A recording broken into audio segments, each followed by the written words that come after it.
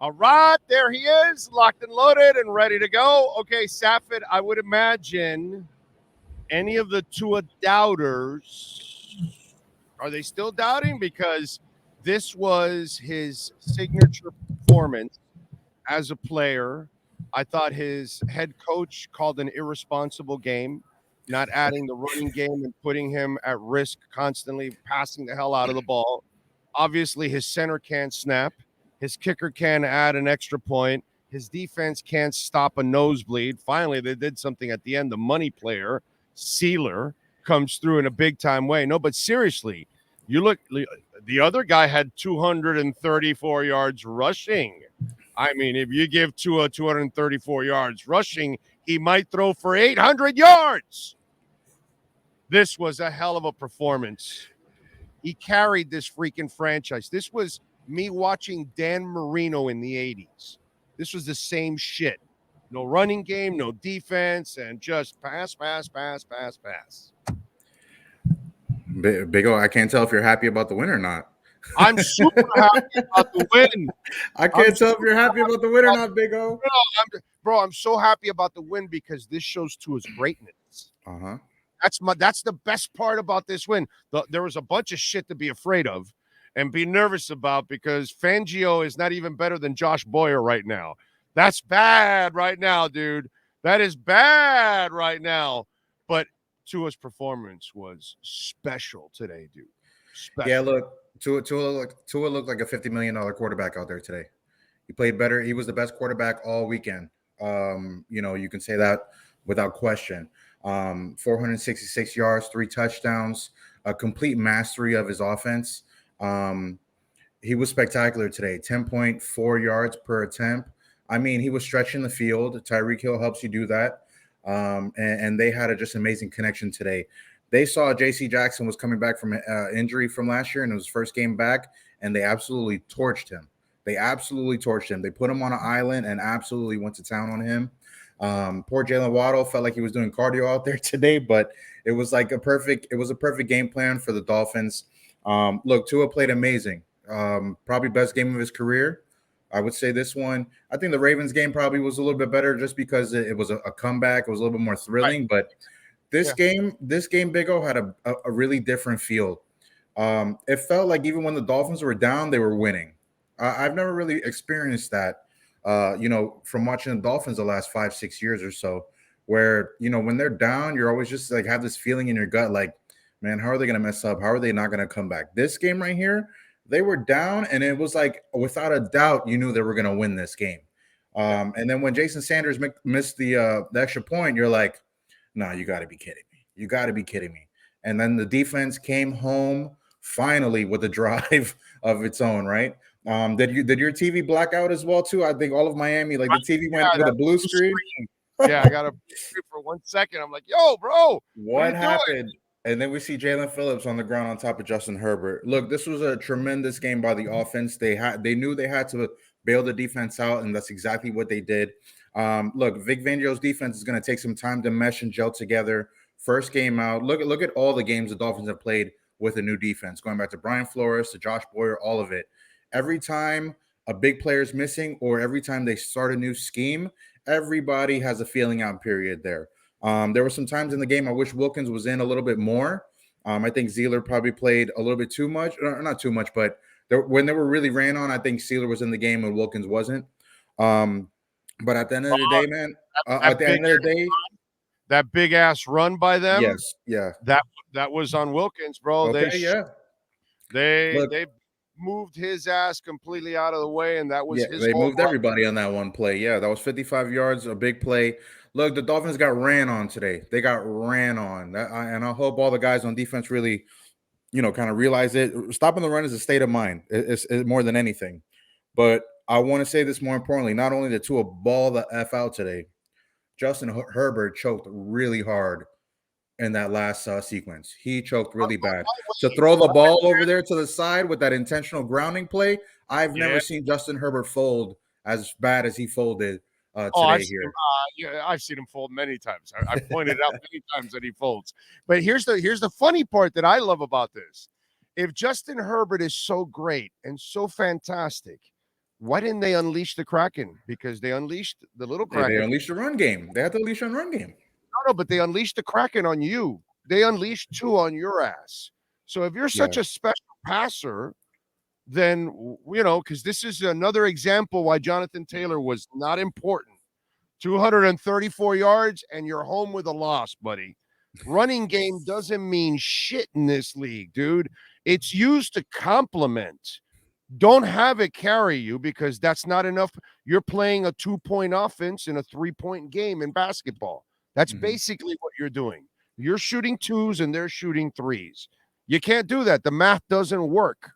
And so you had the guy that was slinging it. And so I'm thinking, why don't they let him sling it like that? He's got all the receivers. Bro, he's got a giraffe playing wide receiver. A couple of them over there. Look, literally a giraffe. Yeah. Big O, this was Vic Fangio's first game as a defensive coordinator for the Dolphins. This was Kellen Moore's first game as offensive coordinator for the Chargers. All right. So the Chargers got a lot of work to do after this one. And you saw they had a lot of success running the ball, but in the second half, they kind of went away from the run a little bit, and Herbert had to throw a little bit more.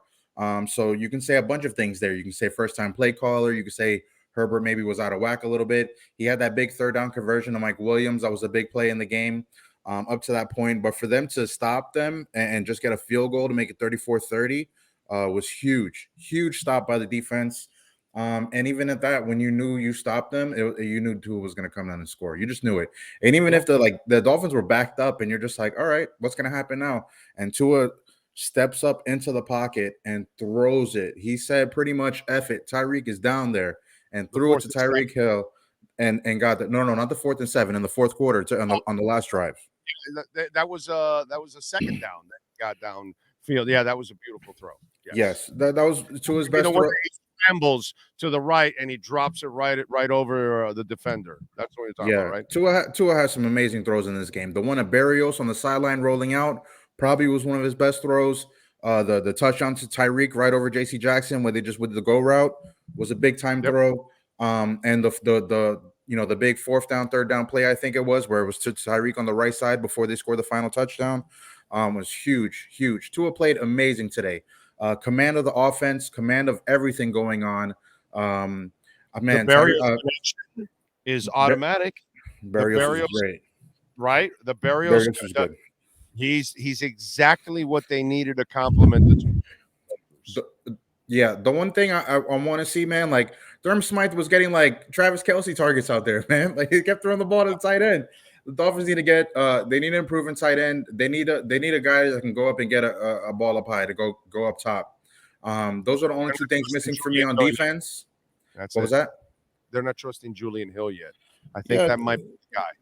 Yeah, I think he was coming in hurt too, but man, listen, the Dolphins made a statement to the entire NFL with this game in Los Angeles, and they did it without Teron Armstead.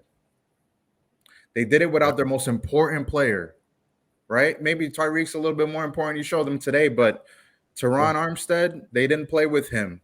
And if I'm the Dolphins, I'm sitting Teron a couple more weeks, man. Teron, come back 120%, dude. We don't need you at 60, 70, 80, 90. There was a couple times in the game where you didn't even notice the lineman at all. Austin Jackson held his own with Joey Bosa. He was getting pushed back, but he was holding his own with Joey Bosa. Didn't let go. Kenan Lamb did really well too.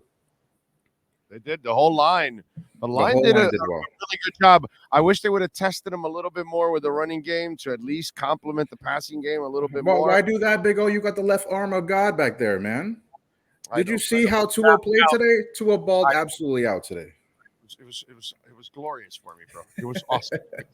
I've been the guy that I'm standing there trying to tell everybody that this guy's the shit, and I get a lot of heat for it. I get his whole physical stuff.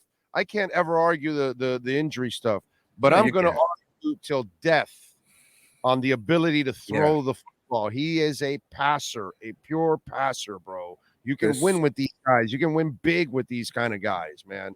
And here's the other thing. Okay. Mike McDaniel was stubborn as hell today. He heard that Brandon Staley smoked his ass all last year. he kept hearing that they flooded the middle of the field and that Tua couldn't pass and they couldn't figure out and they didn't counter. And bro, instead of countering, that mother effer said, "Oh, really? Well, I'm going to show you that I'm going to go to the middle of the field and I'm going to open it up and you're going to see that I can pass in the middle of the field over and over." And it was almost like it's like bam, bam, bam, bam. It's that scene where Jason Statham has got that guy and he's just like knocking the crap out of the guy. You know, and Liam Neeson, he's got a couple of skills and he's just knocking the guy completely out. He wanted to send a thorough message that nobody outcoaches me, because he easily could have countered with outside stuff, run game, this, that, loosen it up, and then no, bro. He made his whole game plan about the middle of the field. That was a message sent, bro. That was a message sent. Yeah, he made it about the middle of the field, and then they went outside to Tyreek in that second half. They completely switched. Even Tyreek mentioned it, that he was going inside, the whole game, and then for that go route, he went outside, and a couple of the plays too, especially the last play that got him on the other side of the field. Look, Mike McDaniel, cojones on this guy, Big O. I know. 4th and 7, and you're trailing, you're down, right? 4th and 7. And you go throw it. Tua throws it to Durham Smythe right on the left, to the left side. And I'm like, what the hell are the Dolphins doing right now? If they don't get that play, we're all crushing Mike. And this game is a completely different game, right? Yeah. The cojones on this guy to go 4th and 7. And then they finish that drive with a touchdown. That was 14-14. And even at that point, you're just like, ain't nobody messing with them today. At the end of the half, the first half, they could have ran the ball, ran the clock down. Any other coach would in the NFL would do that. What did they do? What did Mike McDaniel do? Throw a deep one to Waddle, and he runs right out of bounds. You got 2 seconds on the clock. They take a deep route, and J.C. Jackson pushes Azukama like I don't know what he was thinking. But you got the pass interference call to set up a field goal, and Jason Sanders nailed that one. Jason Sanders, although he did miss the extra point in the end, had 2 really big field goals in this game. But Mike McDaniel's coaching at the end of that first half was spectacular. You did not go into you didn't go into halftime tied at 17. You went up 20-17, and now you win by 2 points, and that could have been the difference in the game. A huge statement game by Mike McDaniel here. This guy can coach. This guy's for real. This guy has all the Dolphins players believing in him, and they're following his lead. And you could say the same thing about Tua now. Tua, when Tua's putting up 466, what do you think the guys on the defense are doing? They're like, yo, we better get our things together because we're going to lose this game. You know what I'm saying? So this was a great performance by the Dolphins. Great by the offense. Defense left a lot to be desired, yes. But when they needed to come home, they came home. And Justin Herbert, I'll say it again, Justin Herbert choked in that fourth quarter. Yeah, no, I mean, shit, bro, 228. Think about this. I mentioned this now. He completed 23 passes for 228. Tua completed 28 passes, only 5 more for 466. 5 more passes, 240 difference in yards, bro. That's crazy. Yeah, look, Tyreek had a couple thoughts about Tyreek. A monster day by him. Obviously, one of the best players in the NFL. Had one bad drop, yes. But he put his stamp out there that he's still the best receiver in the league. And maybe you still take Justin Jefferson over him, sure. But look, the Dolphins, their money is being well spent in that investment in Tyreek Hill. He's so dynamic. He changes everything for the offense, right? And this was a game where just Jalen Waddle was like just off to the side a little bit, but Waddle could do the same exact thing to J.C. Jackson if that was the matchup for them too. The Dolphins went into this game. They exploited J.C. Jackson. They knew they wanted to do it, and they got after it. And this was a great win. And the Chiefs lost on Thursday too. The Chiefs lost. Dolphins are 1-0 in the AFC. The Bengals lost. The Bengals lost. The Chargers lost. The Chiefs lost. And the Dolphins are 1-0 in the AFC right now. We still got the Bills to play. Bills and Jets are going to play real soon, tomorrow, excuse me. But that's big for the standings, man. I mean, I know it's a long season, 17 games, yes, but you take every inch when you can take them. And to be one up on all those other teams is a really good spot for Miami right now.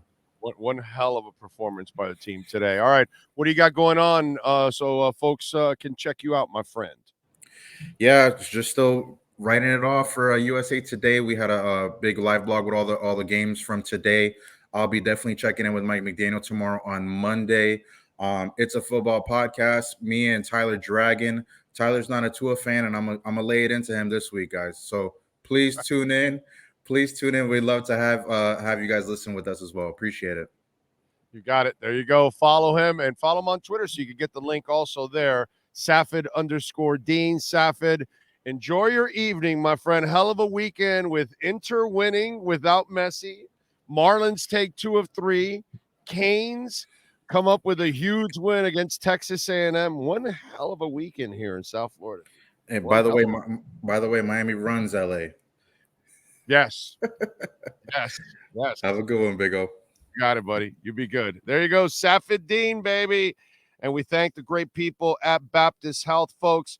The staff at Baptist Health, man, they are the official sports medicine provider for the Miami Heat, the Miami Dolphins, Florida Panthers, InterMiamiCF, Florida International University, FAU, Orange Bowl, Miami-Dade County Public Schools, Miami Open Tennis, and Miami Marathon and Half Marathon. And, of course, when it comes to Baptist Health, folks, they are absolutely awesome. So if you have an injury right now that is keeping you from doing what you love, take charge of your health and get back into the game with the help of the all-pro staff at Baptist Health Orthopedic Care.